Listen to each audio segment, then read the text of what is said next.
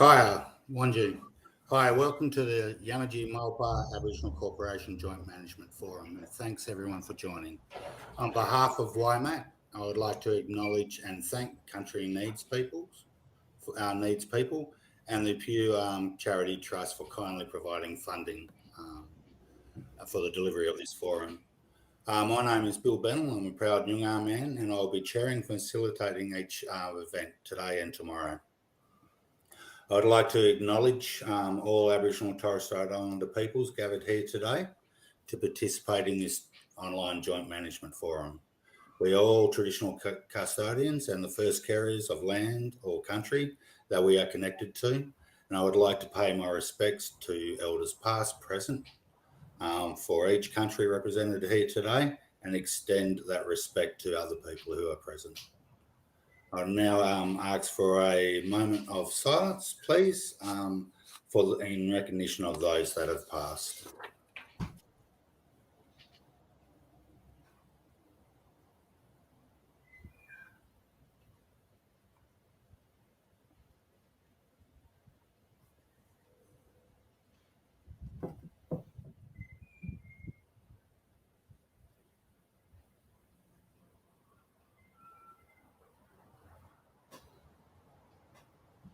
Thank you.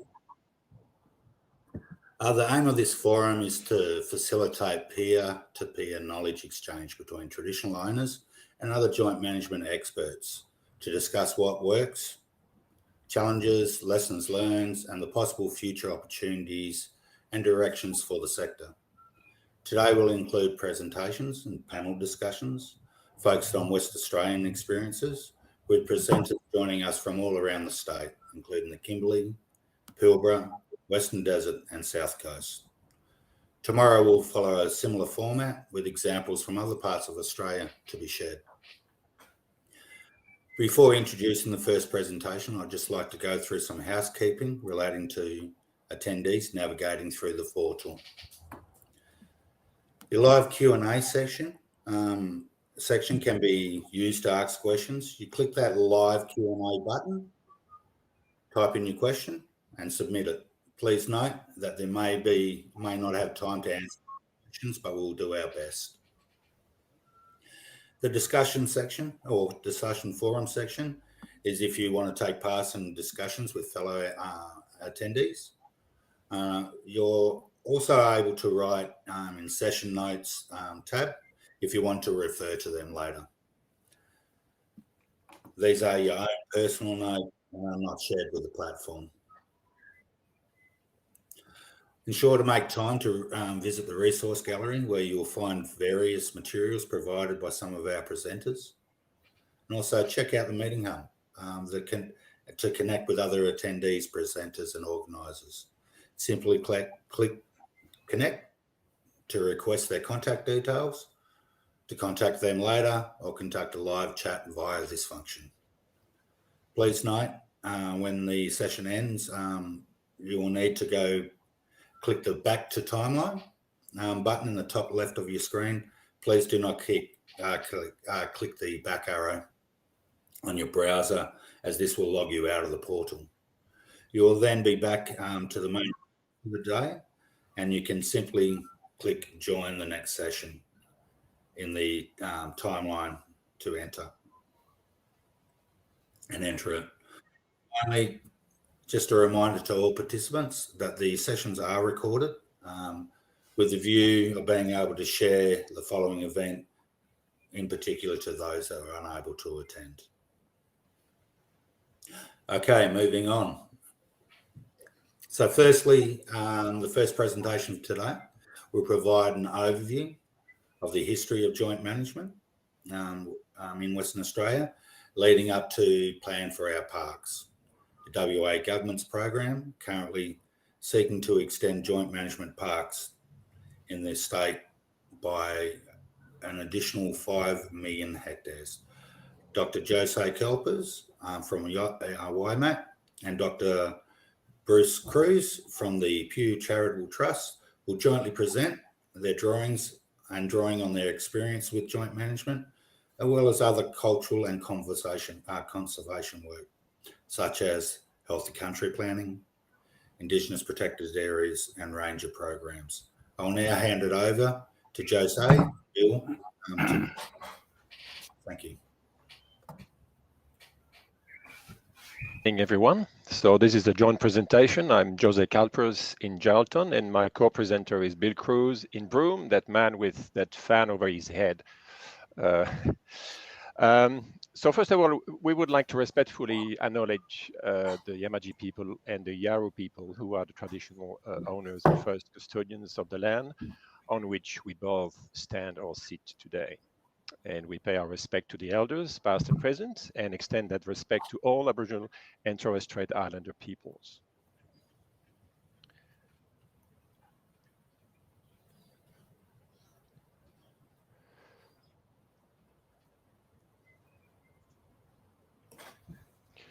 So, quickly, what is joint management in WA? So we have a presentation from DBCA after this presentation, so they will go in details through, what exactly is joint management currently. But the very quick definition is that we're talking about a partnership, and the two partners are the traditional owners on one side and the Department of Biodiversity, Conservation and Attraction, so DBCA, on the other side. And that partnership is about working together to care for country, and specifically in conservation reserves. So joint management can happen on land and also on sea country. So again, this is something that DBCA will likely speak more about, but the current state of play is that there are currently 16 joint management agreements in force. That's about 5 million hectares and 46 parks and reserves.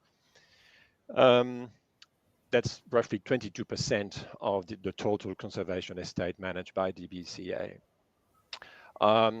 A very important initiative that started in 2019 is Plan for Our Parks.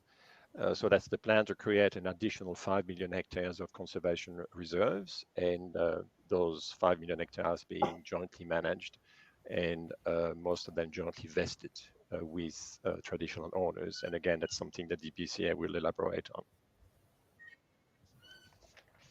So this map shows roughly what is currently under joint management. I think that for the Southwest and the Geraldton or the Yamadji Nation area, the Iluas have been registered. I don't think that joint management has started officially yet, but it's locked in, and so that's roughly showing where joint management is currently happening or will happen very shortly.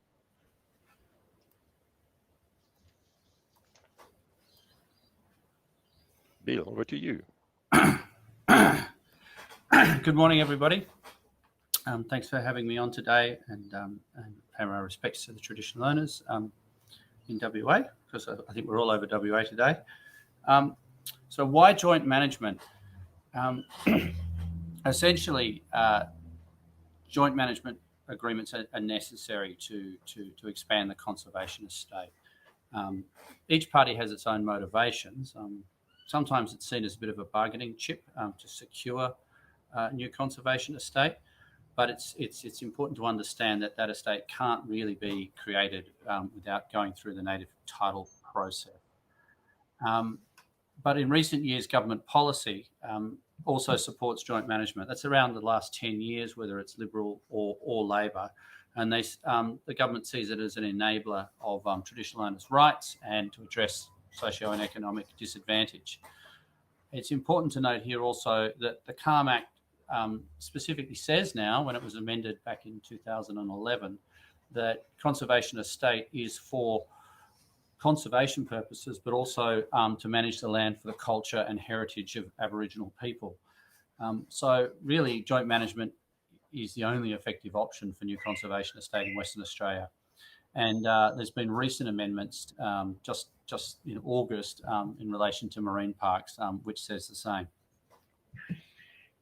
Next slide, José.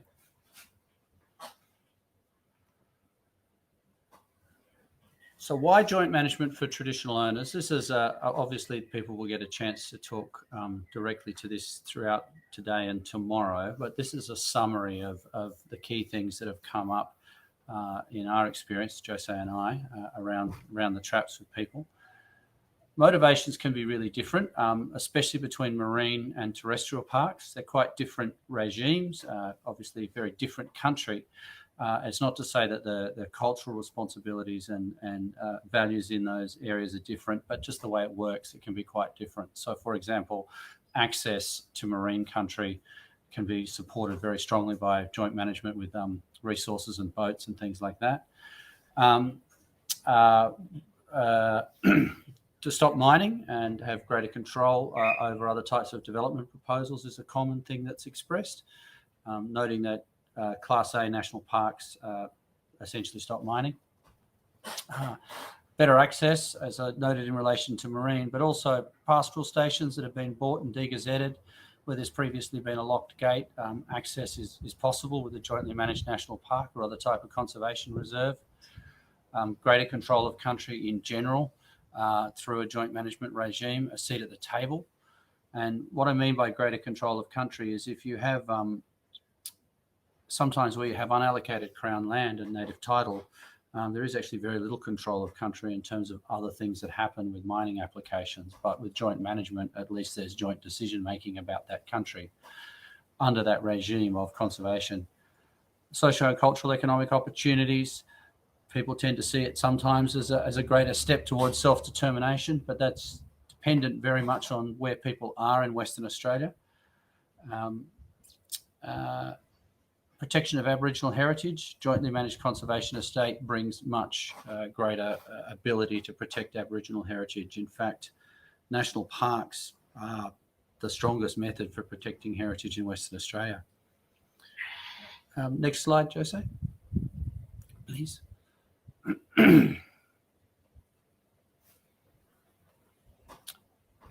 Okay, put down here a list. When joint management is being discussed and agreements are being entered into, there's a common set of additional aspirations that traditional owners talk about and wish to seek from a joint management regime.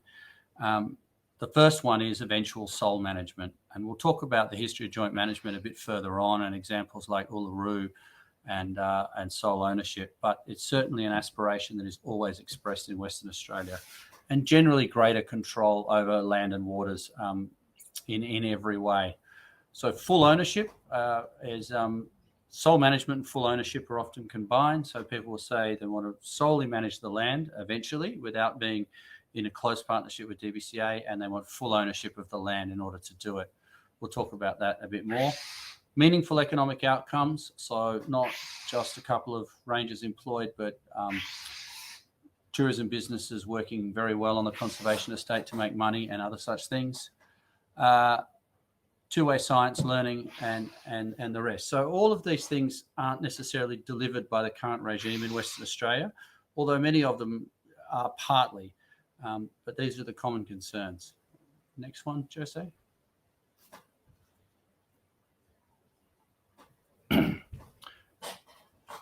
This slide captures what I think will be something that's discussed a fair bit over the next couple of days. And I think it's very important for sort of framing the discussion. And that is that in Western Australia in particular, native title doesn't deliver self-determination and full control of land to traditional owners over their land and waters. It's a deeply imperfect system that delivers some rights, a seat at the table in some circumstances, but it's not full control. It's unfortunately very weak in Western Australia in most contexts. Even exclusive native title in the desert doesn't stop mining, for example. So what you end up with is a set of compromises based on what land regime is in place. And conservation estate is one of those frameworks and compromises which is possible, but its intention is for conservation and protecting Aboriginal culture and heritage. But other compromises are things like a pastoral lease. So you have native title and a pastoral lease, but obviously the pastoralist can still make money from a pastoral business and do things with cows. Unallocated Crown land, again, native title, but the ability for it to change at any point in time with other proposals or for mining to go ahead. Aboriginal Lands Trust land has some stronger limitations on mining, but again, it's not. It has a specific purpose for Aboriginal people. And then you've got things like Indigenous protected areas, which aren't actually a form of land tenure, are management money, which allows lots of good things to be done, but the native title that exists with it doesn't stop a whole bunch of other activities. But that doesn't mean that conservation estate and native title and self-determination can't work together to a degree. But I think it's important to acknowledge it's a compromise with limitations, but also a significant opportunity. Next slide, please, José.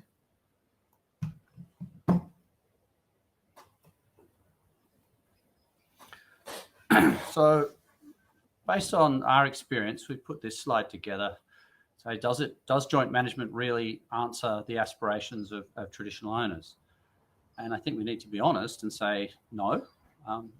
No in most cases for the full suite of aspirations, but there's been a lot of change over the last 10 to 15 years. And given we're running a bit short on time, perhaps I'll just quickly step through what's there. Capacity of DBCA is certainly an evolving space, and the capacity of traditional owners, depending on the place, context, is also evolving. There's no sole vesting, insufficient funding often, although that's changing, and joint management tries its best, but is still working through how joint management regimes can support Indigenous land and sea management more broadly across WA, not just on conservation estate. There's always a discussion about balancing cultural management goals versus environmental management goals. Often they align, but sometimes there's divergence. And then there's a common one is public service employment limitations can make joint management a little bit more rigid than it needs to be, perhaps. Over to you. Next slide, José. I think we're on to the history of joint management now. So a few slides about the history. So we've got some key dates here, some key milestones going back, to 40 years ago. So I think the first very important milestone was the Seaman Report, Aboriginal Land Inquiry. That was actually already at the time calling for formal joint management. And actually, in that report, there are some quotes from elders, from traditional owners, like from Badi Jawi and even from Nanda elders, calling in that example for joint management of Kalpers National Park. So that was almost 40 years ago. 1993, of course, that was the Native Title Act. So that was quite a big development in terms of land rights in Australia in general. In 2002, there was the World High Court decision, which unfortunately determined that native title had been extinguished by most historically created conservation estate in WA, and that any further new conservation reserves would require compliance with the Future Act provisions. That means, basically negotiating an ILUA. That World High Court decision actually drove a bit of a change in the thinking in WA and prompted the state to release a discussion paper, which is entitled Indigenous Ownership and Joint Management of Conservation Lands in Western Australia. It's a very interesting discussion paper back in 2003. And if you look at the definition of joint management back in the day, that was a pretty radical definition, which was basically aligned to the Uluru model, which is basically ownership by Aboriginal people with a lease back to the state for the purpose of conservation. So that is, that was pretty radical for the day. We don't know exactly what happened at the time. I think that there was some political resistance to this concept, and basically that didn't go any further. A few years later, there was the Indigenous Conservation Title Bill, also the same kind of radical approach of ownership by traditional owner with lease back to the state for conservation. but for two specific reserves, big reserves, the Gibson Desert Nature Reserve and what is now called Kalamili National Park on Madu country. So that was not passed by Parliament. So it was a bill that just missed the change of government. 2007, that's when the former coalition came to power. And there was actually some strong opposition from somebody like Colin Barnett at the time regarding that particular bill. A few years later, we had the Kimberley Science and Conservation Strategy, so quite an ambitious program over 5 years, starting in 2011. And one of the objectives of that strategy was to promote joint management and recognition of Aboriginal customary activity. So that led actually to several negotiations of ILUAs and some joint management agreements that were negotiated at the time. So before 2011, they were mainly joint management arrangements. If you look at Murujuga, the Final Ord Agreement, or Yaru, that was before the latest Calm Act amendments. But in 2011, we had the first major amendment to the Calm Act that was actually recognizing formal joint management agreements and joint management bodies. And there was also an addition to the Calm Act to add as one of the purpose of the conservation estate to protect and conserve the value of the land to the culture and heritage of Aboriginal persons. And there was also the Calm Act, that amendment of the time allowed for certain activities for customary purposes to occur in conservation reserves. 2015, there was another major amendment to the Calm Act, this time allowing for joint vesting of terrestrial reserves.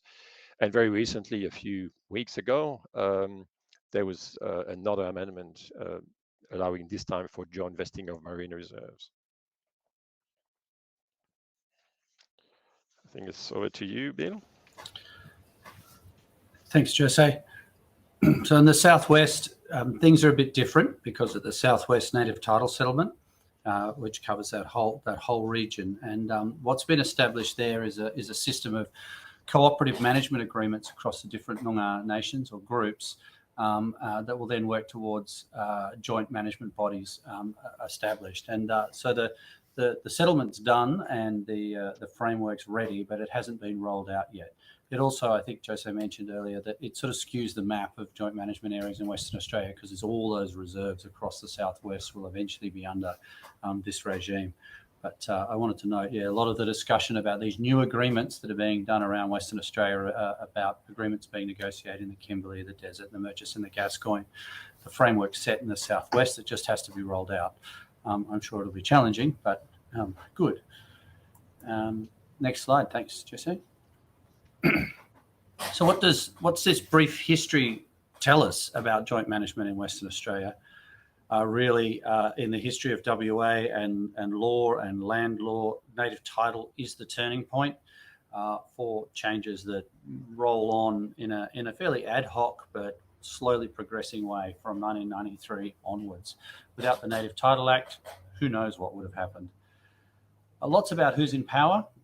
It's not necessarily it hasn't necessarily been bipartisan support across since 1993 with different proposals.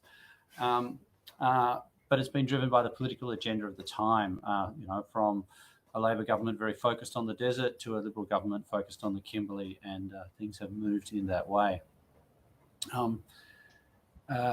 Sustained pressure from native title holders and traditional owners has really shifted things.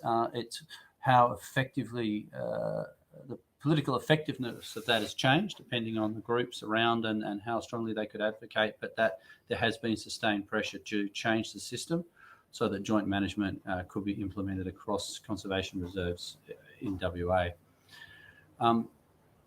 Progress in policy funding has really moved since 2011. That's the big change, and what we're seeing today is progress from that point in a patchwork fashion, but again, steadily increasing.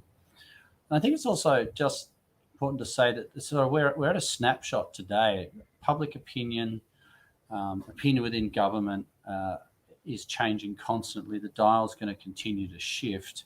And I think with mainstream acceptance of joint management and understanding of what it means, it may get further along. We'll see. Next slide. Thanks, José.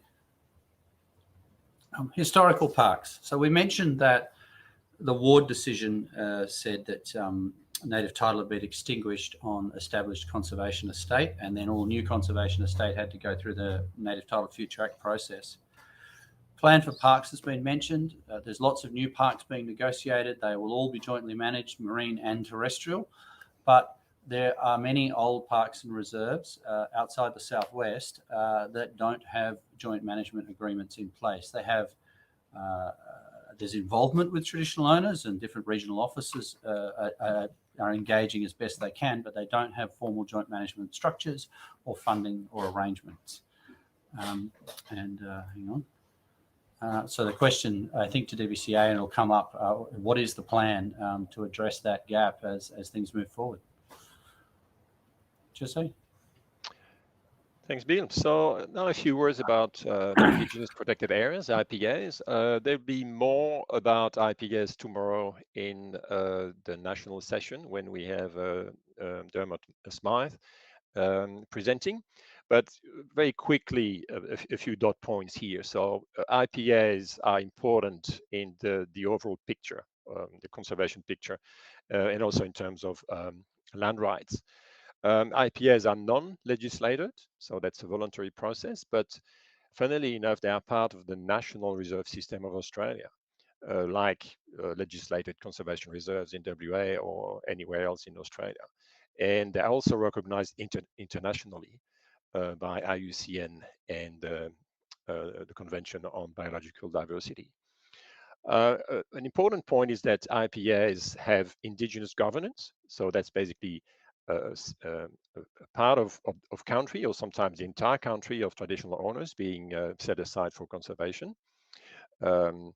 We also have more and more IPAs in Australia that overlap with legislated reserves. That's a trend that started about 10 years ago. The IPA movement started almost 25 years ago. It's only about 10 years ago that we started seeing mixed tenure, where IPAs can overlap and sometimes coincide with conservation reserves or legislated reserves.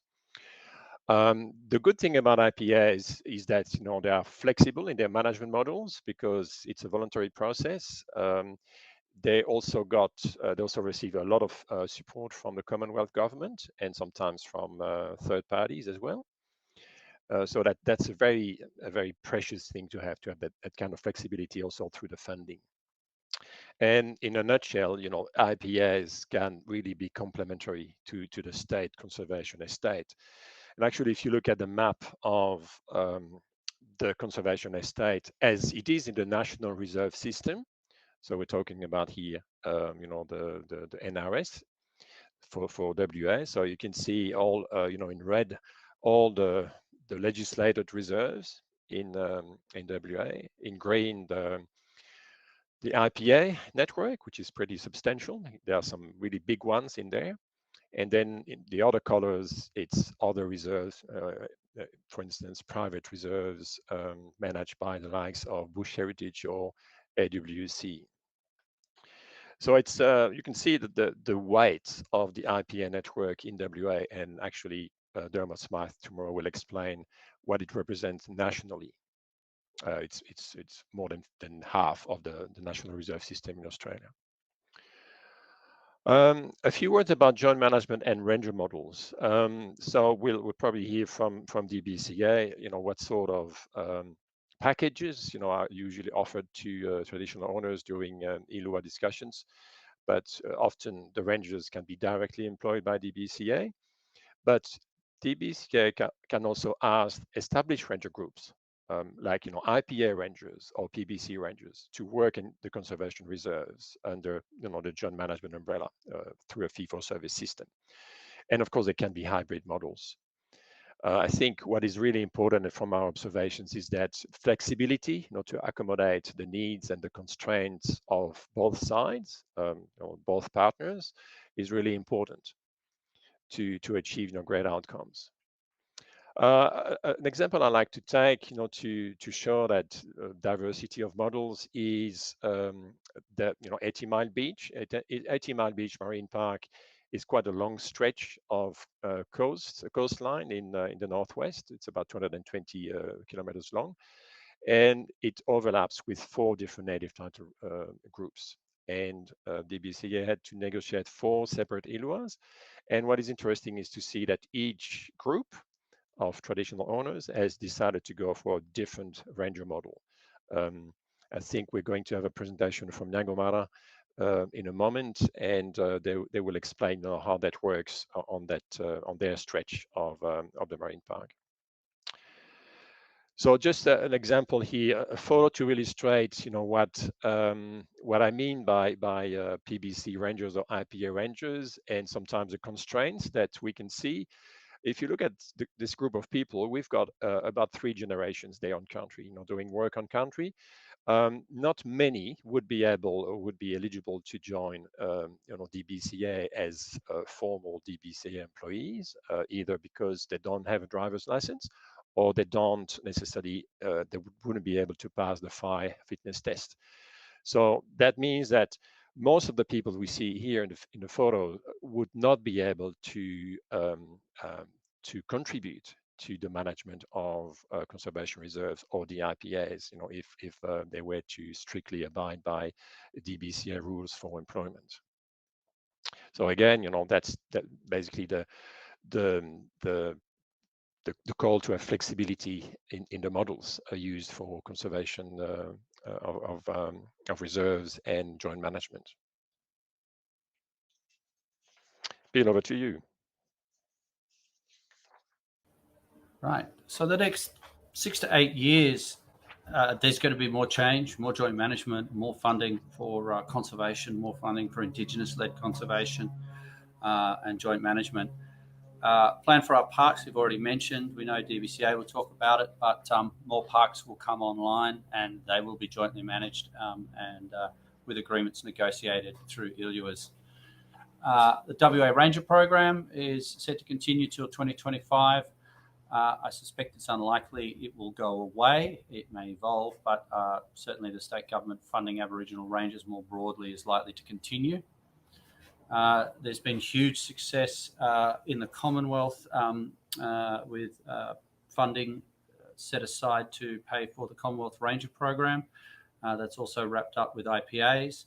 It's a lot of money through till 2028 over a lengthy period, which is an amazing commitment that's come from both sides of politics to continue to fund Indigenous rangers across the country, separate to state-based conservation, but working alongside.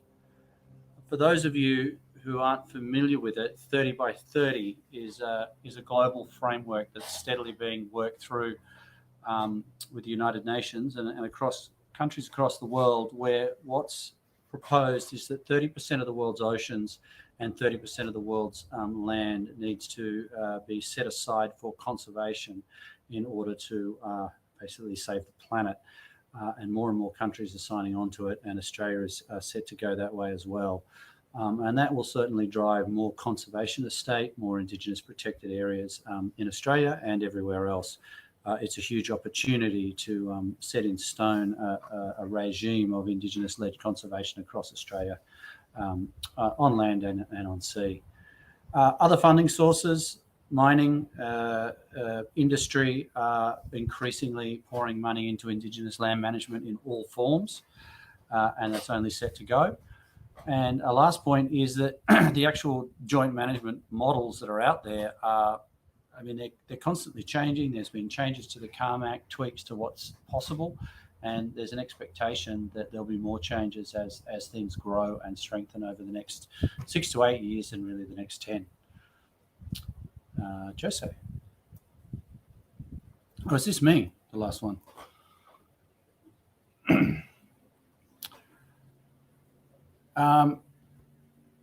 this is me. I didn't know I was doing this slide. What it shows is, you can see the marine areas, which are the big blue ones. They're Commonwealth Marine Reserves, if I haven't got marine parks, if I haven't got that wrong. And the Commonwealth has announced that it intends to bring in joint management, where practical, into those marine parks over the next little while. The IPA network is the kind of lighter green there. Significant amount of IPAs in Western Australia, and they're likely to expand. And they represent a different type of partnership with traditional owners, but they're complementary in terms of joint management and Indigenous land management in general. We have the private reserves. And José, did you want to add anything else, given I wasn't... No, I think this is to show that, you know, in the future that there is some room and some hope for diversifying conservation partnerships. So, you know, joint management is obviously one important one for the legislated conservation estate, but you know, there have been informal partnerships on IPAs as well between traditional owners and DBCA, and then of course the Commonwealth Marine Reserves or the Australian Marine Parks will also you know, foster some partnerships. I think that's the main gist of this slide. Yeah, I just noticed while we were presenting that it's missing. I think it's missing the recent Buccaneer Archipelago marine parks that have been established, but the data perhaps isn't available yet. And Joseph's words remind me, like, one is there's room enough for lots of different models, I think, and the question then is how they complement and reinforce each other. IPAs, jointly managed conservation estate, bush heritage and AWC style reserves, marine parks. And yeah, I think that's a good note to end on.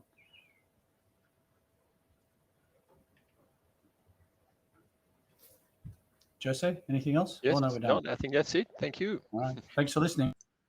Okay, thanks, José and Bill, for your presentation. Next, we're going to hear from the WA State Government of Biodiversity, Conservation and Attractions. And joining us from DBCA is the Manager of Aboriginal Engagement, Planning and the Lands Branch, Luke Bentley.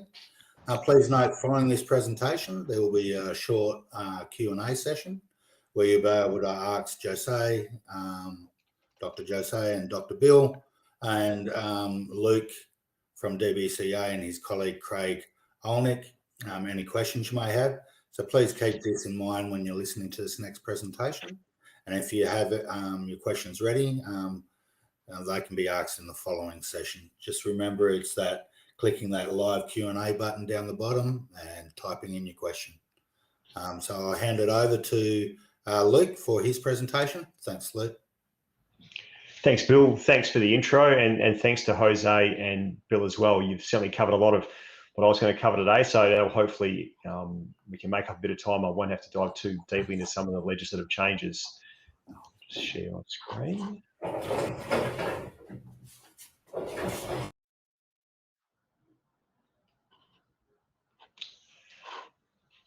So thank you again for the invitation to be able to present today. As Bill said, my name's Luke Bentley. I'm the Manager of Aboriginal Engagement, Planning and Lands for DBCA. So a lot of the programs that Bill and José have talked to, particularly Plan for Our Parks and the Southwest Native Title Settlement, that my team is working across the state to work with traditional owners and work with our regions to help deliver on those commitments. Firstly, I'd like to acknowledge for over 60,000 years, Aboriginal people have been actively managing and caring for lands and seas that we all live on and work on today. And I acknowledge and thank the traditional owners and custodians, past, present, all from across Western Australia, in particular our hosts in Yamaji and Marlpa country, and where I sit today in Wajak Budja. So contents today, I thought I'd just give everyone a bit of a heads up on the way we were going to work through the conversation today. So we'd start with the evolution of joint management at DBCA. Where are we now? The benefits of joint management, the policies and guidelines, the opportunities and challenges, a bit of myth busting, and also then we'll throw it out to some questions, and we'll have a Q&A panel as well to explore some of those questions in a bit deeper. So look, and I thank again José and Bill for the previous presentation, and yet I acknowledge that joint management is a program that's growing rapidly. It's expected to continue, especially with Plan for Our Parks initiative, the Yamaji Nation Agreement, and the implementation of the Southwest Native Title Settlement. And I'd also just say from the start, for me, from my personal perspective, a bit more background, I spent 8 years in Kununurra working with the Mirrorong and Gadjurong people with joint management over the Ord Final Agreement areas. Worked also with the Gidja people and the Jaru people across Punalulu, and then also with the Woonwurrgamba and Balangara people across managing country across the rest of the North Kimberley as well. So, and then from there moved down to management. I spent 5 years in management working on how we manage country together with cooperative management. So that's sort of my background as well. And then recently started in this role at the beginning of the year. So sorry, I should have given you a bit more context of some of my practical experience and I guess my experience in this role. And then I guess from my perspective, my personal perspective there, that joint management is the way that we do manage country. It's the right way to manage country from my personal perspective. It's that two-way knowledge sharing. It's that shared approach to caring and managing country for me is certainly deeply embedded in my personal philosophy in terms of how we need to manage the conservation estate. But as a snapshot, as of June 21, we have 16 joint management agreements in place. This equates to around 5.25 million hectares and 46 parks, and that's around 22% of DBCA's Parks and Wildlife Service management estate is now jointly managed. I do have a video there that we prepared for Reconciliation Week this year, but I won't play that at the moment, noting we're a bit short of time, and if we have time at the end, we'll circle back on that if people would like to see the video.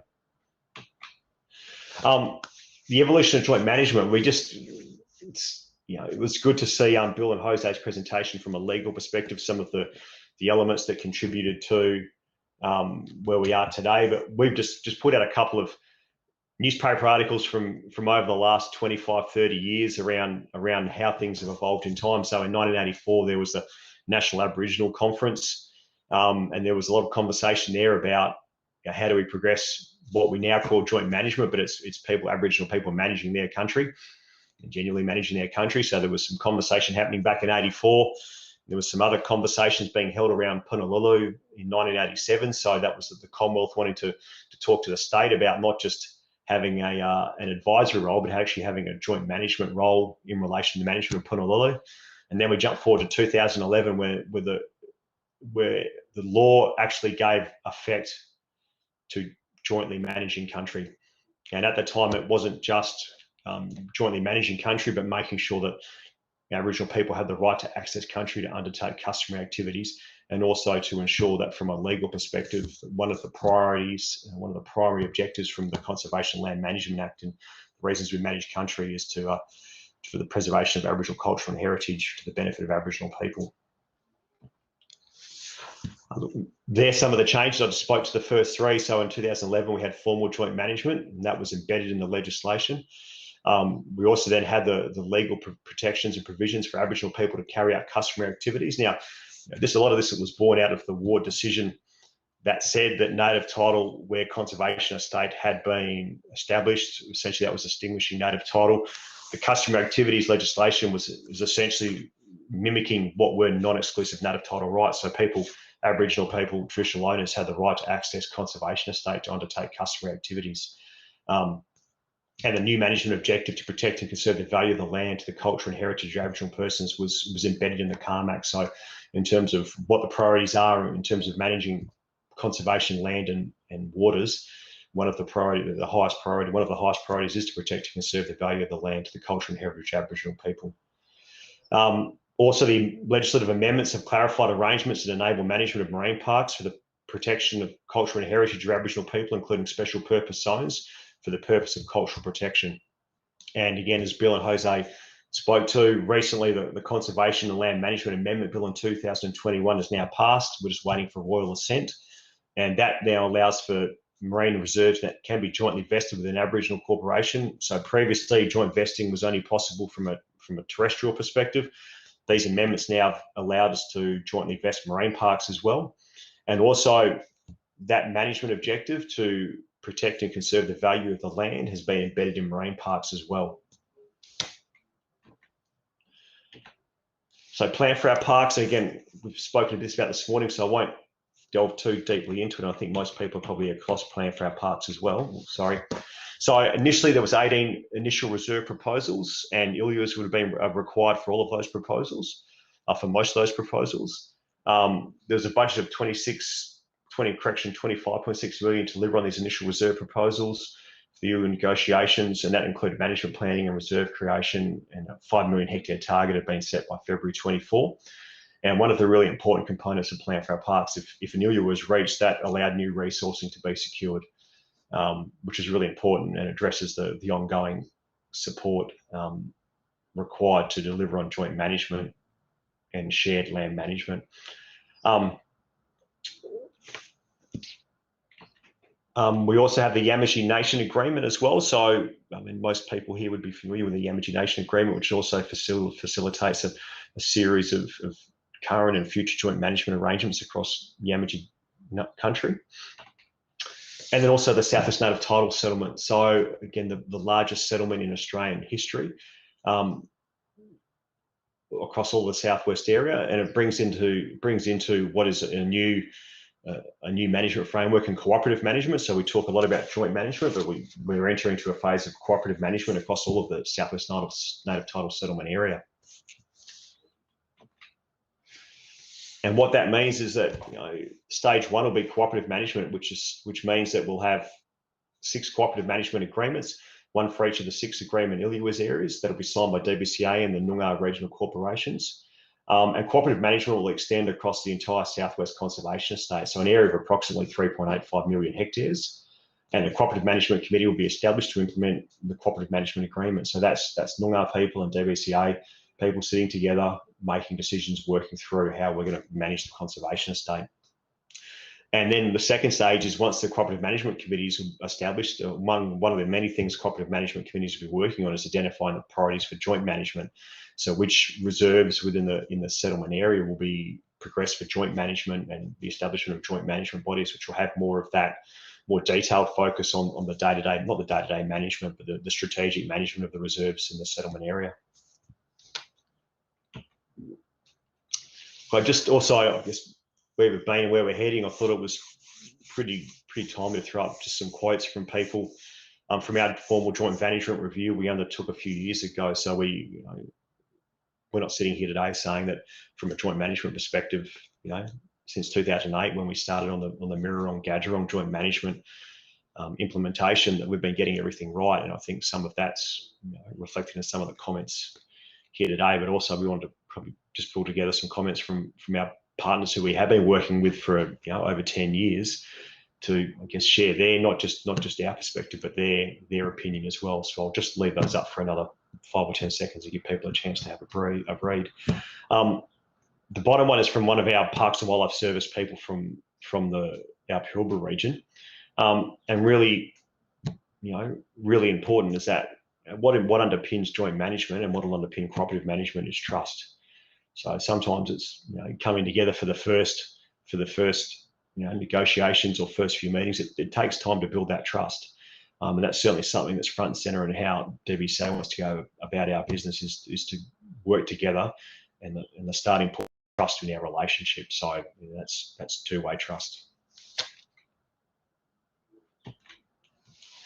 The benefits of joint management. So, and again, this is from our perspective, but improved protection of cultural and heritage values and customary access and rights. Improved park management by merging traditional knowledge and contemporary land management practices. So that's that two-way knowledge sharing, that two-way management.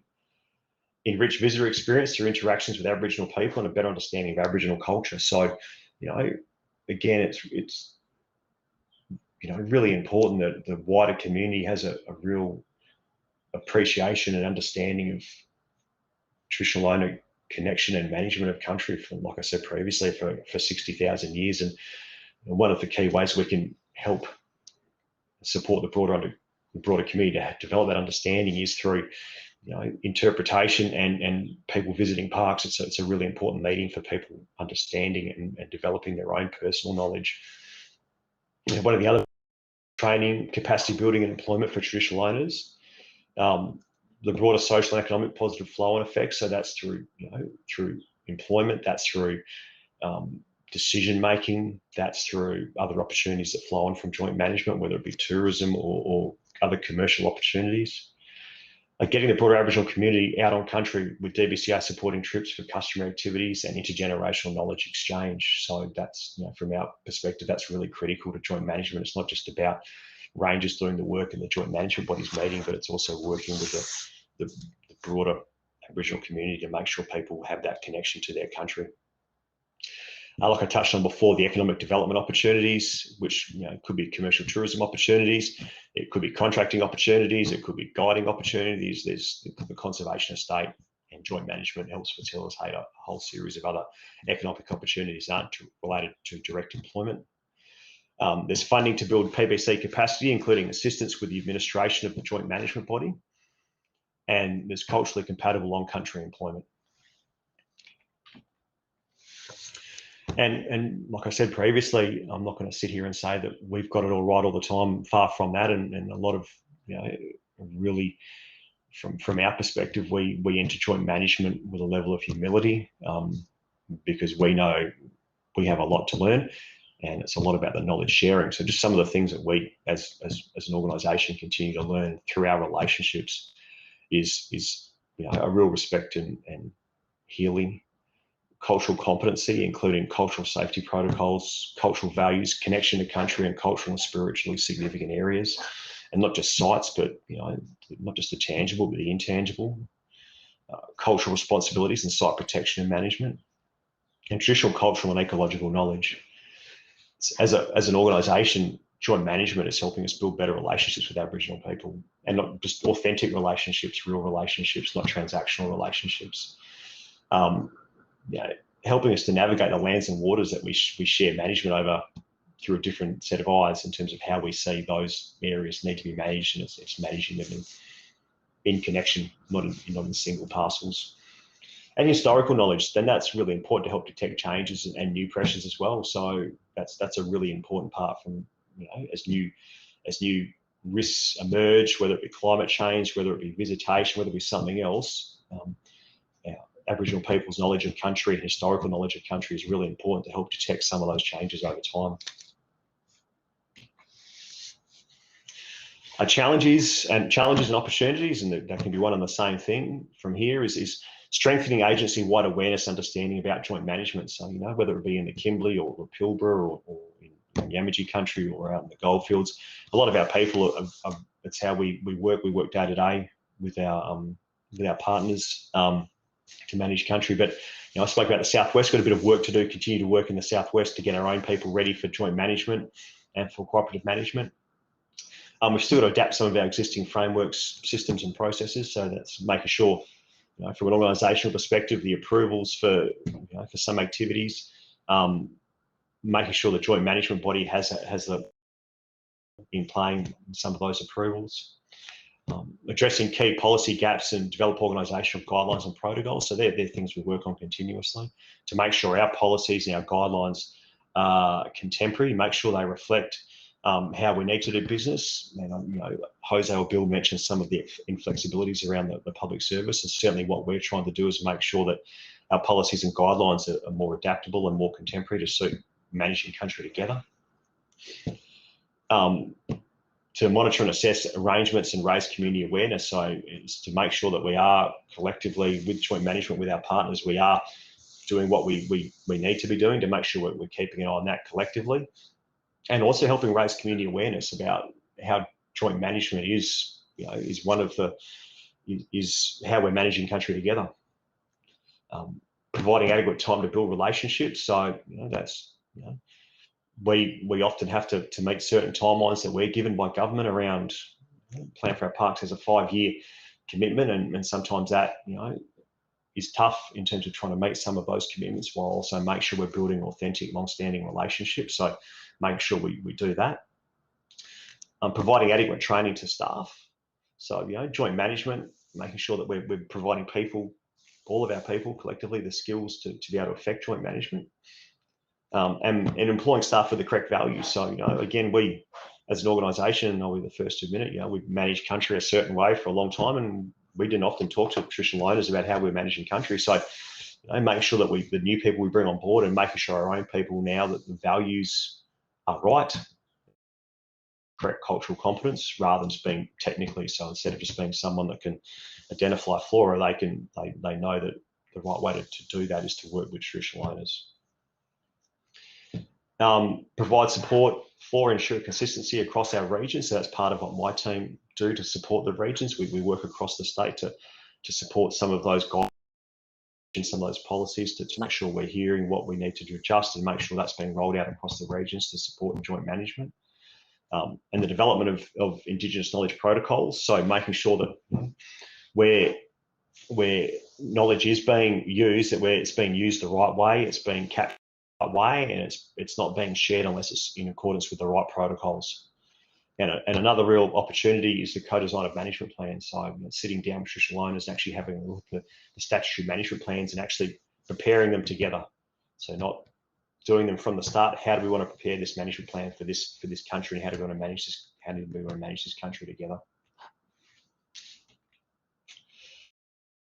And we'll just jump to a bit of myth busting now. And this is one that had been raised with me. There's a few things we want to cover off that probably needed some clarification around. So again, this isn't supposed to be an exhaustive list, but certainly it's the intent with this section is to try and address some of the questions I think people have been asking. And then also we'll have more time in the Q&A to dive into some of these in a bit greater detail. So can IPAs and parks coexist? Absolutely. One is not exclusive of the other. Some comments around it. The IPAs do rely on the underlying tenure or management authority. So the underlying tenure, so the IPA doesn't actually change the underlying tenure. So they're really helpful to bring additional resources. However, they have no legal force or effect on land management authority. That's the reality of it. It's the underlying tenure that actually brings in the management authority. And joint management can provide land management authority. So that gives traditional owners through the joint management body the land management authority under the provisions of the CALM Act. IPA and healthy country plans can be really useful to identify important cultural values and strategies and can be incorporated into and have legal effect through statutory management plans. So again, they can help inform, but then also come alive from a legal effect through a statutory management plan, which actually is really important when managing country. And IPAs receive funding from the federal government, which complements funding provided through the state joint management conservation reserve. So again, it's there's then multiple funding streams to do a series of different activities. So absolutely, IPAs and parks can coexist. And just a similar graphic there that Bill and José talked to as well, from a whole of nation perspective, the IPAs in WA, then also the reserves.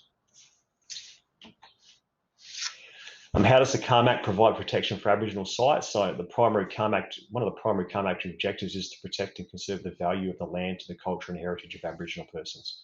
It's one of the primary objectives of the Act. So with joint management, the joint management body, the traditional owners are the majority. So there's always a majority of traditional owners on a joint management body.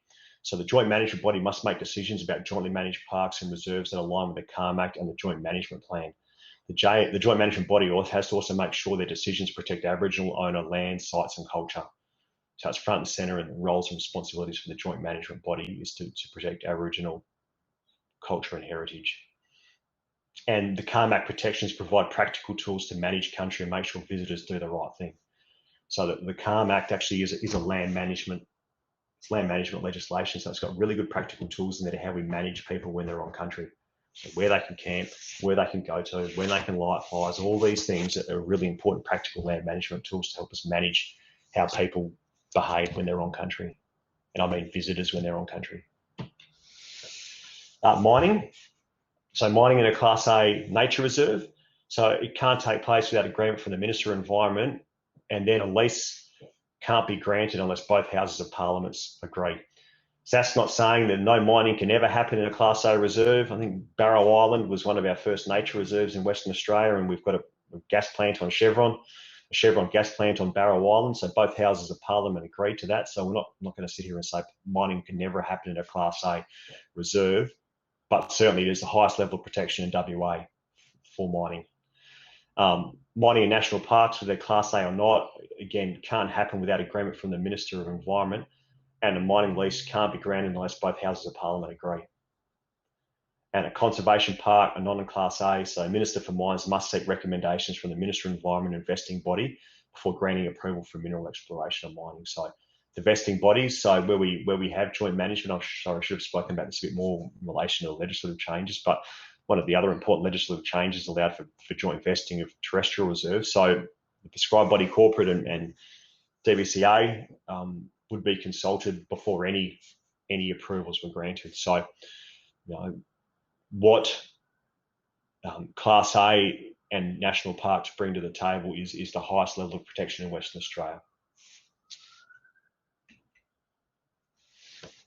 What's the resourcing like for jointly managed parks? So really important, and this will probably answer one of the questions, where to from here, is that we need to have approval from government before we can commence joint management negotiations. And that's really important to have approval and support from government, because with that comes the opportunity for resourcing.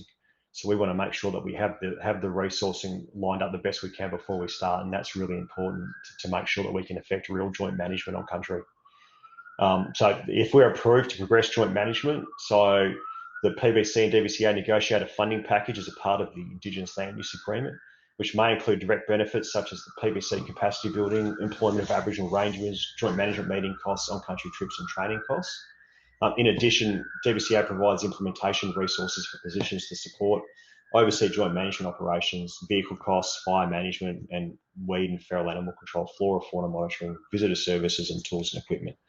So part of that really important part of getting approval, like we have for plan for our parks, is to make sure government is committed to resourcing the establishment of joint management. Do we employ Aboriginal rangers directly, and what work do rangers do? So rangers can be employed directly or indirectly through fee for service, or rangers can be based with the PBC. And the really important part with that is flexibility in the ILU is the key. And why that's really important is that things might change over time. Priority for the joint management body might change over time, and some joint management bodies might initially want rangers to be based with DBCA, but over time, those rangers might in the future be working directly for the PBC. So flexibility is the key to give the joint management body the ability to make changes as things change over time. And look, again, it's dependent on negotiations, the context, the capacity of the group, what elders want, local challenges, like in a high tourism area versus very remote parks, and those challenges change over time. So flexibility is really important. Rangers undertake a huge range of activities, some highly skilled, some linked to cultural authority and knowledge, and some manual work. And some of that work includes biodiversity monitoring, traditional knowledge transfer, fire management, cultural site management. And some of these are interlinked. Cultural site management might include fire management, feral animal and weed management, cultural awareness and immersion experiences for visitors, guided tours, management of visitors and tourism assets, educational programs, and mentoring. And DBCA also funds many ranger teams off the conservation estate through the Aboriginal Ranger Program that work on other tenures outside of the conservation estate with other partners to achieve other land management outcomes.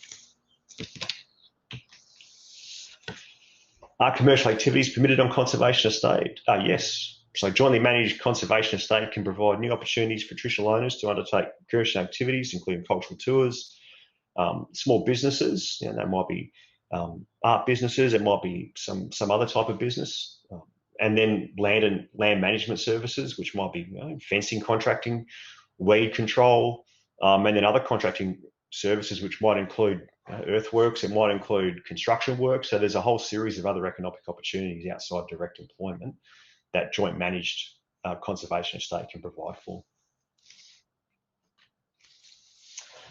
Joint vesting. So what does joint vesting mean? So joint vesting, really important up front, is it's not joint ownership. So it's not the same as two people owning a house together, but it's control and partnership. So joint vesting means that the DBCA, or the Parks and Wildlife Commission, who is the joint vesting authority, and then DBCA manages the land on behalf of the commission, and the Aboriginal prescribed body corporate would be 50-50 landholders with joint vesting. So that means that both would be registered on the land title Both together, we're responsible for the control over the conservation estate in partnership. Together, like I said, we co-design a management plan, which is a statutory management plan, which can take in, bring in the Healthy Country Plan or the plans for the IPAs and give them legal authority over the land. Responsible for consulting on applications for leases, licenses, permits on the conservation estate. So a lease couldn't be issued over the estate without being referred to the prescribed body corporate. And joint vesting gives the PBC some protection, as the responsible body can only be removed by an Act of Parliament. So joint vesting, the PBC's name is on the land title, and that can only change again by an Act of Parliament. So it provides another high level of protection for the PBC. And currently, though, the CARMAC does not. This is back on a point that Bill and José raised, that the CARMAC does not currently allow for conservation estate to be solely vested with an Aboriginal prescribed body corporate. So with joint management, we are talking about joint vesting. How does the joint management dispute resolution process work? So in the joint management arrangements, this is laid out, but so the joint management agreement requires decisions to be made unanimously. Okay, failing, if we don't, all 10 people sitting around the table fail to reach a unanimous decision, it's the majority of TO representatives and the majority of DBCA representatives must support a decision. If the majority of TO and DBCA representatives can't agree on a decision, then the CEOs of both the PBC and DBCA must attempt a resolution. And only if the CEOs can't resolve the issue is the Minister of Environment required to decide on how to resolve the dispute. And I was working with the Mirror and Gadron people in 2008, and so that's our first joint management arrangement. Then Yara started in, I think it was 2009, 10. But so far, there have been no disputes that have been referred to the Minister. So certainly from a DBCA perspective, our intent is over time is to reach a unanimous decision from a joint management body perspective. So that means if we need to sit on the decision for a while for all of us to work through it, then that's the intent. But so far, nothing has been referred to the Minister, and that's in, what are we at now? 14 years of joint management across the state. How do customer activities work in the park? So Section 103 of the CARM Act allows for Aboriginal customary purpose activities. So that means camping outside of designated campsites for ceremonial events, lighting small fires, undertaking ceremonial activities, creating or maintaining rock art, disturbing the ground and plants, using boats in nature reserves and marine reserves, hunting, gathering food and medicine, entering restricted caves and accessing additional areas with vehicles and bringing dogs into those areas. So they're the suite of activities, that customary activities under the legislation are protected. And that's it for me. I know we're about 13 minutes over time, but do we want to take any questions now? Thanks, Luke. Yeah, we'll look at opening up the question and answer function at the moment. So as mentioned, we'll open it up from the audience for our first few presenters. If you have a question, please make use of the live Q&A where you can submit your question. We've got a couple there already, which I'll ask very soon. Also, if you want to ask a live question, please hit the hand icon. You'll get a notification on your screen. You'll need to accept that, and Georgia will bring you into the green room and do a quick video and microphone check, and then you'll be placed on the main stage. So if you want to ask the question live, you can ask the question live. The first question I have is from Peter Donahue, who'd be interested in hearing how those areas where IPA and reserves overlap and are managed and governed. And also this might be a good question to circle back a little bit later on to a wide range of panelists to speak to their experiences. So I think that would have been directed in from your presentation, Bill or José.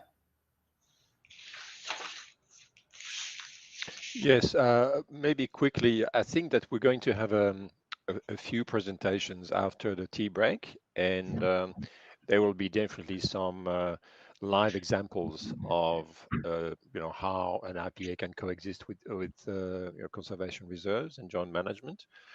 So I don't want to preclude on what's going to be said, but maybe it would be good to to hear something from DBCA's perspective. How things work, especially in the Kimberley.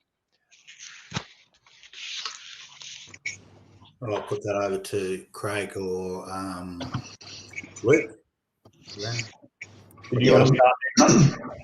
Yeah, no, I'm happy to. Yeah, just on that one, I think a really good example for us is the IPA that Yaru have, and as you sort of suggested, Jose, yeah, I think Julie Melbourne is chatting to the group after morning tea. But for us, it's yeah, about really sort of aligning the work plans and working really closely with the Healthy Country rangers. To making sure we complement each other and the work that's being undertaken. So that joint management board sort of implements the Healthy Country Plan and the actual YMAC sort of joint management plans, and aligning who's doing what either individually or comparing notes and going out together. We have Healthy Country rangers and our rangers going out for research, monitoring, on-ground work. So really working closely between the IPA and the YMAC Joint Management Board, building those relationships between the two ranger groups, and then making sure that we're complementing each other's work, not overlapping. Because I suppose from my experience and supporting the idea of IPAs and conservation estates sort of overlapping or coexisting is around the concept that doesn't matter how much money that the state government or the Commonwealth government or mining companies or traditional owner groups themselves invest in an area, there's always more work that can and needs to be done on the ground. We never seem to have enough resources to deal with all the challenges that it exists. And so by value adding and getting those additional resources from different sources and diversifying that resource base, as a collective, we get to do more good work on country, and whether that's cultural, environmental, or people management sort of focus, that broader approach or seems to get sort of better results from my observations. Thanks for that. I've got a couple of other questions that have come up as well through the chat line, and this one's from Peter O'Leary. Peter has asked, how does DBCA see its responsibilities to support caring for country outside of park boundaries? Are you compelled to prioritise the park estate, or can you support those organisations, e.g. rangers or IPAs working outside those boundaries? I'll go first on that one if you like, Craig. So the main effort, Patrick, is the joint management of the reserves. So the joint management body, we prepare a joint management plan, and the main effort is managing the country that's covered by the joint management agreement. It's not to say that the joint management body can't make decisions to support other work happening outside of the park, but the primary focus of the joint management body is the park. But there are also other programs that DBCA helps facilitate as well, such as the Aboriginal Ranger program, which again can complement joint management arrangements to look at managing areas that sit outside of the joint managed areas. Does that answer your question? And I could jump in if Bill, if you're happy, just to add on to that. Yeah, if you want to add on. Yeah, just I think that the focus is for the conservation estate and the management plan, like Luke's saying, but also more broadly, the department has sort of roles and responsibilities around threatened species and the like. And by just managing within your boundary, some of those threats that sort of come from outside the boundary or adjacent areas, we've got to be a little bit flexible in some of our management sort of approaches by not just focusing within a boundary, because those threats and values sort of do move and cross boundaries. So in the Kimberley, there's a number of groups. While the primary focus is on the conservation estate, we do move off tenure to deal with other things that sort of are important to the JMB and directed sort of on the healthy country plans, but still generally align with the broader park management or the other sort of flora, fauna values that we may be trying to manage in a sort of a more regional sense, and some of the threats that exist around them. Thanks, Craig. Another question from Dorian Moreau. Any IPA and joint management parks currently being funded by the Commonwealth under the IPA scheme, and given that they're state funded?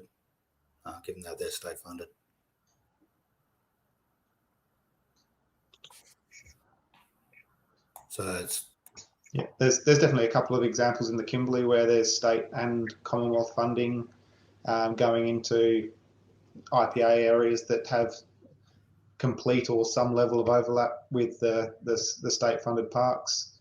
There is other healthy country plans and that are existing where they're under conservation estate where they might not be receiving Commonwealth funding. So I think there's a mix of both of those sort of scenarios from my experience in the Kimberley. Thanks, Craig. Just I noticed the healthy country plans were mentioned. Just a question to José. What's the role of the healthy country plans in joint management, José? Well, I think that healthy country plans usually are directed towards, the whole of country. That's a whole of country approach. So if we take a particular native title determination, very often the healthy country plan will focus on the entire determination area. So that means that it goes beyond the conservation reserves.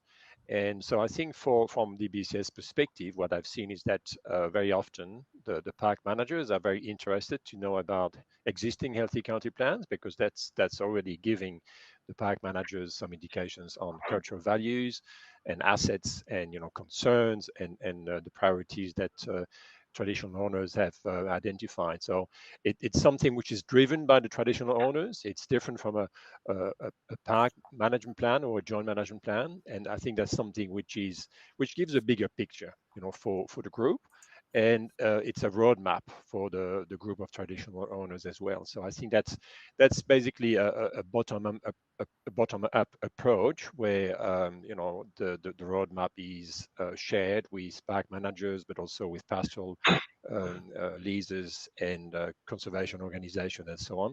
And that's a great tool actually for the traditional owners to show what their concerns are, their priorities are. Cool, thank you, José. I have another question from Jody Neal. Luke, you did say the value is not just tangible, but it's intangible cultural values and knowledge. Jody's question is, in this assessment, have DBCA taken into consideration not only conservation work programs, examples being weeds, feral animals, and tangible cultural protection work, but also what about the intangible protection work associated with that, teaching the next generations of rangers and stuff like that? Yep. So, Bill, that's front and centre in joint management. So, really, that's the priorities and the values, and the main effort is capturing that management planning process. So, the management plan, you want to capture that sort of work, and then the joint management body starts to make decisions around what are the priorities and what they want to do. So, from my perspective, in my past working with the Mirror Gadgeron people, one of the high priorities was that knowledge transfer. So we did a lot of on-country work, particularly the rangers and young people being on country with older people and with a language centre to support that knowledge transfer component. So it really is up to the planning process and where traditional owners see the priorities as being, and then up for the joint management body to make decisions on what those priorities are again. So absolutely, that's something that's important. Cool, thanks, Luke. I think we're getting close to a break, but there's one more question that I'll put forward to the panel. I might get Bill Kay, I might get you to answer this one. So this is in and around the healthy country plans, and it's from Justin Campbell. Is it best to have a 10-year healthy country plan prepared prior to engaging with DBCA at the start of joint management arrangements? Or is it simply something that's just developed as the joint management plan? I think whether you call it a healthy country plan or anything else, it's absolutely important for groups to have a plan for what they want to do with their country before they engage with DBCA or really anybody else.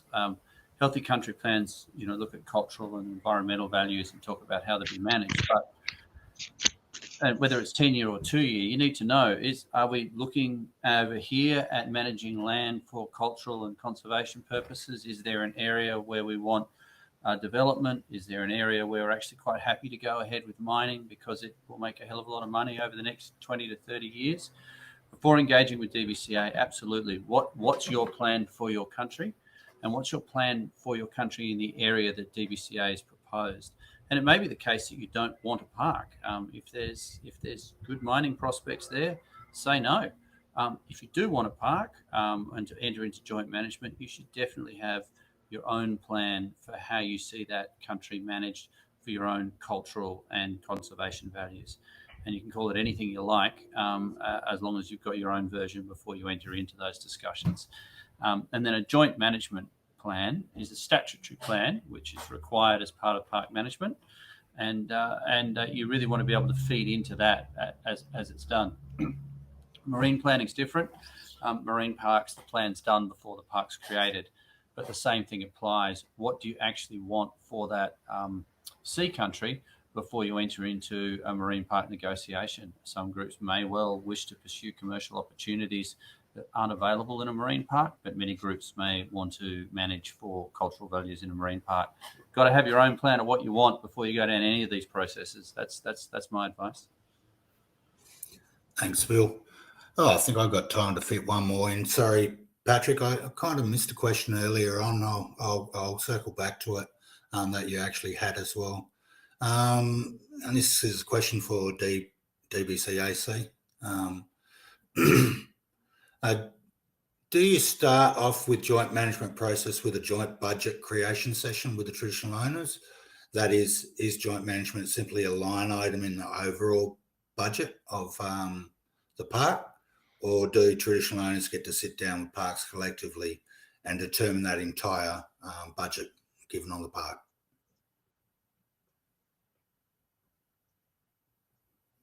What Craig's doing currently, but then I can answer some questions after that. Yep.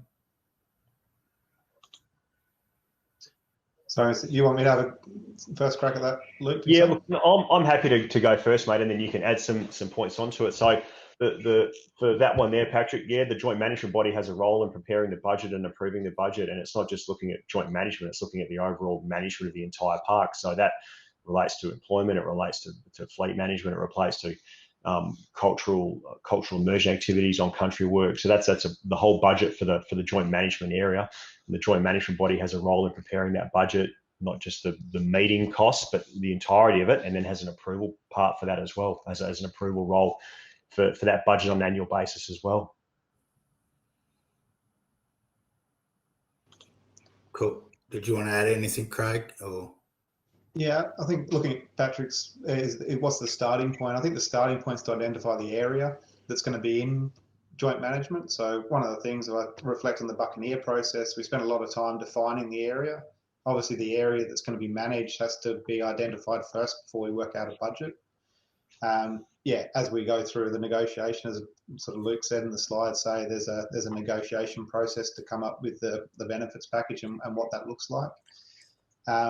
Yeah, worth noting that the final amount that we get to manage the park, whether that's a recurrent budget or an ILUA benefits package budget, we're always going to have to prioritise. The management plan's 10 years, and we're probably struggling to get everything we want done within that 10-year period anyway. So I think the really important part is whatever that budget is and where it lands, it's how we work through that with a joint management board to prioritise where the funding that is made available by government, where that's provided, working as a joint management board to allocate that and deliver that on the priorities that the joint management and the management plan, joint management board and the management plan sort of directs us towards. thanks for that.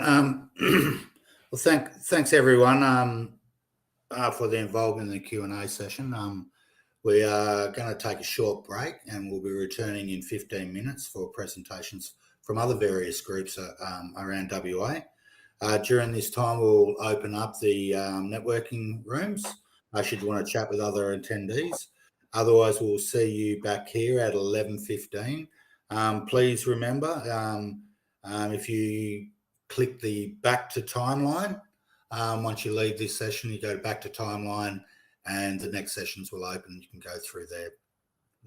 And we'll see you in 15 minutes time. Any other questions that we haven't answered, we'll pull into the collective session we'll have in and around 12 o'clock. Thank you.